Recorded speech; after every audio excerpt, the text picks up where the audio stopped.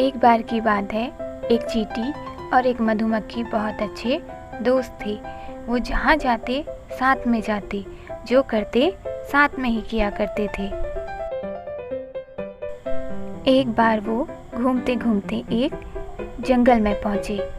वहाँ उन्होंने एक शीशी देखी जिसके अंदर से पानी जैसा कुछ सुनहरे रंग का पदार्थ बाहर निकल रहा था। चींटी को वो देखने में बहुत अच्छा लग रहा था, लेकिन तभी उसे मधुमक्खी ने बताया कि वो शहद है और अगर उसने उसे छूने की कोशिश करी तो उसमें उसके हाथ चिपक जाएंगे। उस वक्त चींटी ने उसकी बात मान ली और वहाँ से आ गई। अब चींटी और मधुमक्खी रोज की तरह घूमने जाया करते। मधुमक्खी चींटी से बहुत बातें करती, लेकिन चींटी का ध्यान तो कहीं और ही था। वो बोतल के ही ख्यालों में खोई रहती थी। एक बार जब मधुमक्खी चींटी के साथ नहीं थी, चींटी मौका पाते ही उस बोतल के पास पहुंच गई। वो उस बोतल के अंदर के पानी का स्वाद लेना चाहती थी और जैसे ही उसने ऐसा करने की कोशिश करी, तभी पीछे से मधुमक्खी आ गई और उसने चींटी को ऐसा करने से रोक दिया। उसने चींटी को डांटा और उसे समझाया भी।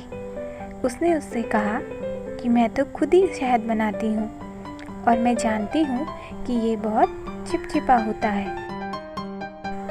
और अगर तुम इसे खाने की कोशिश करोगी तो तुम्हारे हाथ इसमें चिपक जाएंगे।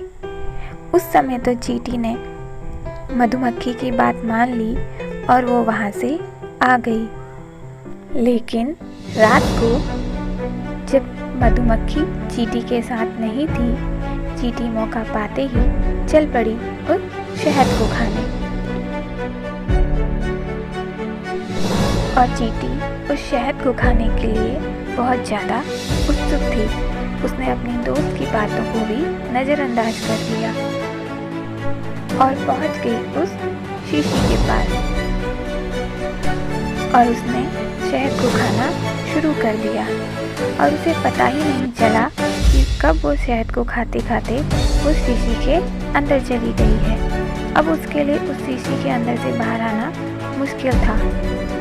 मधुमक्खी भी चींटी को ढूंढते ढूंढते उस शीशी के पास पहुंची और उसने चींटी को उसके अंदर देखा, लेकिन वो उसे बाहर नहीं निकाल सकती थी। चींटी ने अपनी दोस्त की बातों को नज़रअंदाज किया और अपने लालच के कारण उस शीशी के अंदर बंद हो गई।